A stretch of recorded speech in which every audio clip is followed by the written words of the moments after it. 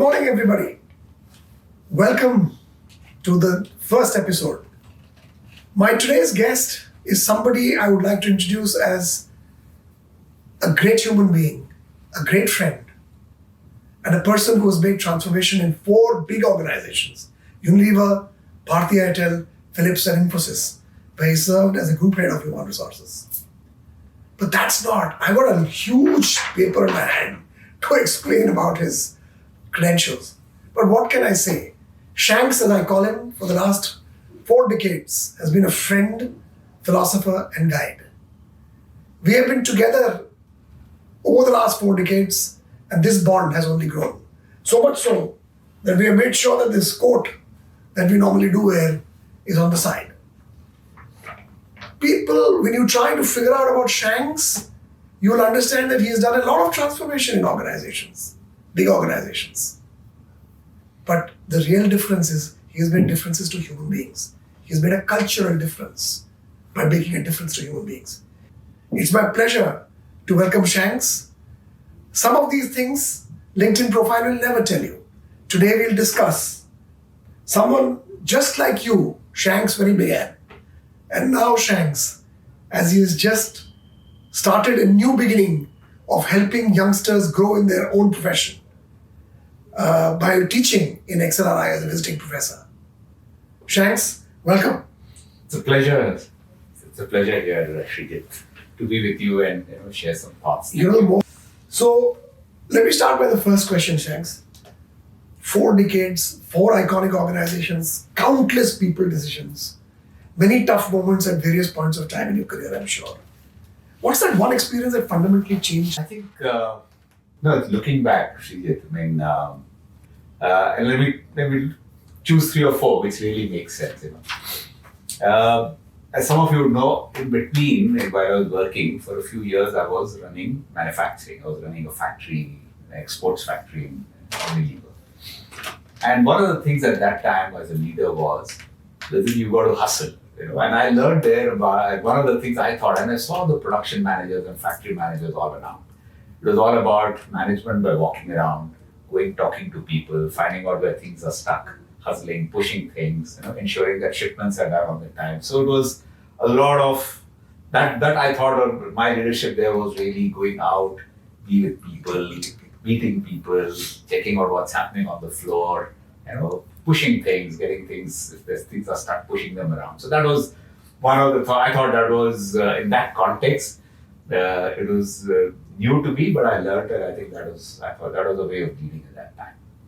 And I think later, if I look at, after I moved into a corporate role, in the corporate HR team within Levers, the team I had phenomenal people. And if I just look back at those people there, all of them are now global CHROs, and one of them is a global CEO of a big company. And they're a phenomenal team. And how do I lead them? I think at that time, my leadership was all about how do you really get them together? How do you brainstorm? And it's about sharing ideas together and seeing how we can make a difference. So there it was all about a lot more collaborative, a lot more listening, a lot more empowering. Let them do what they're doing because they are phenomenal in their own jobs. But yet get to see what is the common thing that we can drive together. So that was the other way of... So getting the best out of people. Getting the best out of them and seeing how I can kind of, work with each one's strengths and kind of, work together. And then if I just look further, I moved to Singapore. I think there it was about, again, understanding cultures. And there when I look back, one of the best things at that time was my team had 5 women, all from different countries: China, Sri Lanka, Philippines, Singapore, and Vietnam. And I think, and all of them were seen as future leaders. And the thing here for me was really kind of helping them grow, developing. So there the leading was a little bit, mentoring them, and helping them taking on bigger responsibilities, etc., etc. So that was the other thing that I learned, and that was new, understanding the diversity, cultural nuances, and that really helped me understand much better the kind of thing that one can really do to really, grow people who are from a very diverse background. And then I moved out and then joined Bharti Airtel. And I think here, when I look back, the leadership was all about how do you really have a very firm vision. It's not about, here it's about getting things done with a vision. So here it was having a vision, but being firm and pushing people to it. So also taking tough calls and driving things.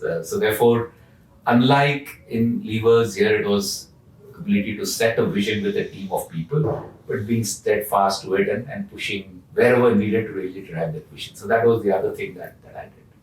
So yeah, these are all, and maybe the last one, Infosys, is all about how do you deal with board. I mean, that was an area where I had not done much, but different types of board members, different stakeholders who got different kind of things, and how do you really manage that part? So that was another element of leadership that I kind of tried to develop and hold in the last few years of my career. So yeah, I think to your question, I think leadership. I think different situations help. You need to bring out something, and each one teaches you, and we got to actually kind of evolve, learn, and adapt to what you got to learn to make the best out of that situation. So I think it's a journey. I would say it's a journey. You got to keep on learning. You're never a leader. You got to keep on working to different situations. So beautifully put, Shanks. A journey from a culture change in yourself when you went to the factory to a culture change when you get diversity in different cultures truly, and a culture change when you start working with board members. Thank you. Brilliant. Let me move on to the next one.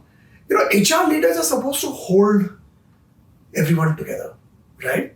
But tell us, when did this fall apart in your working life? Did it fall apart at any point, and how did you manage it, and what did you learn from it? I think it's fallen apart many times. I mean, obviously, I don't know. I mean, if I look back, how do I call it? I mean, I don't think there's anything called failures. What are they? Is because in corporate life, there's always a nuance to things. It's a continuum. I mean, you may not achieve all that you wanted, but you may achieve some part of it. You may not achieve something else. Something else would have come out. So therefore, there's always a bit of gray in what you define as achievement, or success or failure. The other part of that is these are all opportunities for you to learn, etc., etc. And you got to probably look at them like those at times. And like one of the first things when I was a factory personnel manager, just 2 years into my job, 2.5 years, I was in a factory, and the factory was in Parwano, Himachal, and the workers went on a strike. And the reason was it was the 25th anniversary of the company, and they all got a silver coin, but they protested saying they wanted more, and they went on a strike. And I was the senior officer IR at that time, and I felt like this was a failure on my part. How can I, So it was, I took it, did I do all that I could, and was I not good enough for it, So therefore that was, but over time I realized, these are all part of things, and it's part of the bigger game sometimes. And then as I look forward, when I look at success or failure, I think there are two parts to it. And in my thing, what I call as a inner failure, or something which you want to do for yourself, but you've not achieved. And what I would call as a public or an external failure, something that everybody knows that this is it, but you've not achieved. So these are the things. I think right through, there are some times where I felt, okay, maybe I should have done a little more. And therefore, there's always a thing that, have you done enough there? For example, I was HR head in a team where there was a lot of kind of stress, and, the culture of leadership in that team was not that good. I mean, could I have done more? Could I have kind of stepped things up? That's a question, and therefore that I keep asking myself. So, haven't done that. The public thing, again, as I said, for example, when I was in Airtel, we did a transformation project called Project Agile, where we brought the front end of all the companies together. At that time, I felt it was, to me, I felt that it didn't go well because people, we had to get rid of, we had to lay off a few people, and, there was a little bit of a feeling that, listen, where is humanity or security, those kind of things. So I felt a little bad that it didn't go well. But in the end, I think that changed the business, that really transformed how you look at the business. Instead of 4 different front lines, the company looked at the business in a very different way, and that has helped, change that business and grow that business.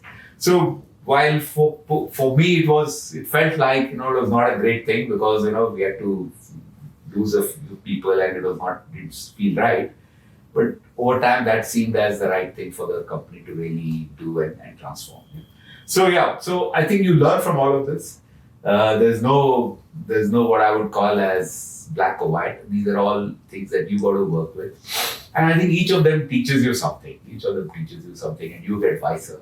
And you get, and sometimes you realize that, listen, there are virtues of, continuity, virtues of patience, virtues of, being at it. And one of my bosses used to say that, one of the things in HR we got to do is be a woodpecker. Be at it. Things will not happen, but you got to be at it. And things will really move over time. So you got to have that. And those are something that I've picked up over time being in. Great. I think what I pick up, Shanks, is that failure is a must. Learn you must from it. Both internal, what could you have moved a little more yourself? And what is it, the real impact that you're going to create from an external perspective? And not get the internal, external confused, as you said in your Airtel example. Moving on, you written a book on people ecosystems, right? What's that one thing about yourself needs to change for the world that's coming? I think the world is changing very fast, and when I keep looking at it, lots of things are changing. Technology is a big change. AI over the next 2-3 years, it will change many organizations. The way it's going to be run, etc., etc. So it will kind of change organizations completely. I would feel in the next decade or so, maybe even lesser. People and then the people who are coming into the workforce, their expectations out of work is also changing. What they want, because what you call as the Gen Z or the coming generations, I think what they want out of work and how they are looking at it is very different. So things are changing. I think what I would need to change is really be much more agile with technology. If I were to look into the future, really be more agile with technology. And I think the thing that I want to do is, and to your point, I think there are some things that don't change. You got to keep learning, because I think that you feel that you got to learn a lot more. There are lots of new things to do. So I think keep learning a lot more is what I would say. Yet there are some things which don't change. Yeah. And there are some things that you believe, as I say, there are what we call as 2 types of intelligence. Yeah. One is what is fluid intelligence. This is what young people have. They quickly tell you, this is what it is, and this is, so they know the data, and that's like, quick, they calculate things. That's fluid intelligence. And I think all your AIs can give you that fluid intelligence. And there is the other type, which is what one calls as crystallized intelligence. And this is what you see in professors and others who've been there or who've seen it. Because it's not about that quick thing, but it is about years of thinking, putting and saying, okay, this is it. You may call it wisdom or something, but that's the crystallized intelligence. I think if you work for long, many of us develop a little bit of that, We may not have that fluid intelligence, but a little bit about, yes, there is some knowledge, something from the past, something that we can share. I think that's what one can bring together and see how that can help others in the future. No, I think, let me just take it to another level. Youngsters feel that they are able to synthesize what you called system learning and wisdom over a period of time much faster. They're able to synthesize much faster. And therefore, their speed of learning is very high.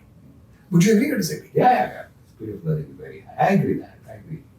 So therefore, for them, that system learning would be required or not required? What's your sense? Because the speed is very high. The change is fast. The speed is high. Yeah. So there is, you can learn a lot, but you can learn a lot about what I would call certain things. You learn about market, products, business, etc. But there are certain things that may take a little more time to learn. It's about people, it's about relationships, it's about influencing, They are the ones which take longer to learn. They're easy to do. But doing them will take some time. I think there are, and those are the ones which comes with little more practice. So experience teaches you all that. Yeah, sometimes with experience and continuous practice and doing more. I mean, you may know, but you learn once, you learn second time, then third time you make it even better. Yeah. Okay. Behind every person who transforms organization, Shanks, someone must have transformed you too. I mean, if you feel comfortable, take names. But if you don't feel comfortable, feel whichever way you think. But I would like to understand from you, who are those people for you? And what do you do outside work that keeps you human? My God. So I think there are many people, frankly, I mean, there are many people who had an impact on if you were to really look back, there's so many of them. I can think of, from XLRI, Father McGrath, who used to be the director at that time, so he was there. And there are many others. I think my early bosses were very, very, very influential because I think they kind of, set down what was corporate life. They helped me. I think, huge credit to all the early bosses. I think they're phenomenal. I think there are also people who kind of helped you at the time where you were going through a tough time. And therefore, they've really helped shape your thinking, helped shape your what you can do better, kind of a thing. So I used to have when Naren, who used to be our personnel director, was one such person because he had this very nice way of listening. You're talking about Naren. Nice way of listening, talking. Yet he's not somebody, he probably had this whole idea of coaching and things right from the beginning. Because he would not tell you what to do, but he would kind of, get you to do that. Let you do that. He was probably one of those who influenced me and helped me a lot. I think many other leaders, and also when I went to Unilever, Singapore, meeting some of the leaders there, who their way of thinking also influenced me. So yeah, I think, you grow only by, two things. You grow with the people and the leaders who you work with, and you grow through the experiences that you've been through. I think these are the two things that really shape you as leaders. So you've got to have the right leaders, the right mentors, the people who kind of, guide you. As I said, when I go to a new job, it's always tough, but there are one or two people who will have a chat, who can tell you these are things that work here, these don't work here. So you have to create your set of mentors for you to really help you as you navigate your life through work. Great. And to your second question, what do I do? That's what I was going to do. What do you do outside work that keeps you human? Yeah, no, I think it's like there is lots things that I keep kind of what I call dabbling in. I like to kind of read and write and do something. So that's something I keep doing. I also do a little bit of work on non-profit. So I teach pro bono, and there's a kind of a non-profit we work with, which is all about working on soft skills and seeing how we can take it wider. So we do that. So that's an important part of what I want to do. I also like to teach. So, I do a little bit of that where I can, so get to know. And that helps me because in touch with other people, younger people, they're understanding how they think and their aspirations. And, I learn a lot from them. And like, just to, when I was in Airtel, I had a reverse mentor, a young lady called Asta Bhardwaj. Super. She's doing very well now, but I think she was phenomenal. She made me think about technology and various other things and social media and generally about what young people want in a very different way. So, this thing, teaching, helps me do that because it helps me connect and see what are the things there and also understand how people are looking at AI and other things in a very different way. So that really keeps me in touch with the younger generation. And I kind of, do a little bit of work, mentoring and on some boards. So that's how I keep kind of my work, with different things. And of course, a little bit of sports, try some time at golf and some running. So those also keep you. So plate is busy. Full plate. You now shape the next generation too. That's one of your passion. I know that you teach in XLRI as a visiting professor. But if a 30-year-old Krish were to walk in today to you to become the mentor, what would you tell him that nobody has ever told him? My God. The tough question, because I think people will end up saying all cliches here. I mean,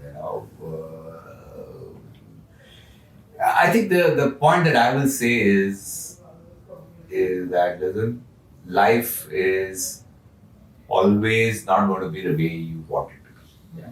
That's number one. Number two, I think the only thing which really works for you is belief in yourself. Yeah? I think you've got to have a strong belief in yourself. And the other thing that I would say is to be consistent in how you come as a leader.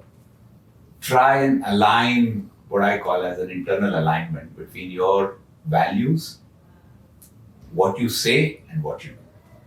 Try and do that. As long as you're aligned, that is the first thing that really helps you navigate things, because it helps you build trust and various other things. So be clear of your values, talk those values, and act those. So I think that alignment of what you have values with your actions and words really is important. So that I would say is very, very important. And the last bit I would say is, I think learning in the future is going to be much more important. And it's also not going to just come by the old ways. Learning will now come by many things. And I think you got to learn from social media also. You got to learn from peers. You got to learn from mentors and others who've been there, so that you can pick up. You'll have to expand the different stimuli which will help you learn. Yeah. I think that's what I would say. That learning will now become, you need to learn faster and try and have that kind of different kind of ways in which you can learn, but use all of them. I think that's what I would say. So align purpose and action and values, and keep learning in the new way that comes your way. Yeah. Great way of putting it together. Krish, let me ask you my last question. What's your sense on definition of your own success? Success, like I said, it's philosophical, but just want to understand your perspective on what is success beyond what people and society see success being. Well, I think, when you start off working, when I started off working, I never kind of had great aspirations, Middle class. I said, we kind of took one step at a time as it came, going to XLRI, the first job, and, that kind of thing. I think as you grow, as you kind of learn and do it, as you move to the next step, then you start kind of saying, okay, what next? So I think I never had at that time thinking that I'm going to do something big. It just started looking at it. So I think, I've kind of built slowly in terms of what it is. And as a person, I was also not a very, what I would call, start off with a very, I'm not one of those who's very confident and, I was always a little bit kind of, underconfident, and I always thought there were so many other people who were much human. That's reality. Yeah, there are so many other people who are very good. For example, when I joined Levers and I saw some of the other management trainees around, I said, wow, these guys are all too much. Yeah. They're all CEO material, and where am I going to be? So I was not that confident. But yes, I think I kind of learned. So what I felt is success is, in the end, I think it is about how do you in a way, how do you get your team to be at their best? Yeah, how do you make them better?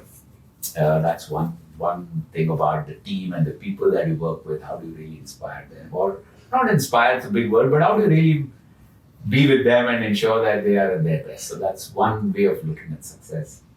The other part is, are you kind of, doing all you can to, wherever you work with, whoever you work with, to make your role count, make an impact. And that's the thing, you cannot, but you're saying, have you done everything to make an impact and make a difference in that role? I think that would be good enough to call it a success. I think the last one is, in the end, I would say, is that if you look back and say, okay, yes, I've been with the teams, I've been with the organization, and then I've left them a better place than I came into. I think that would probably be a good definition of success, I think. But it's a tough one. I mean, I No, but well I said. still think about Very, it. very well said. Very well said. Thank you, Shanks. It's been a pleasure to talk to you. What a pleasure. As always, whenever I meet you, I learn so many new things.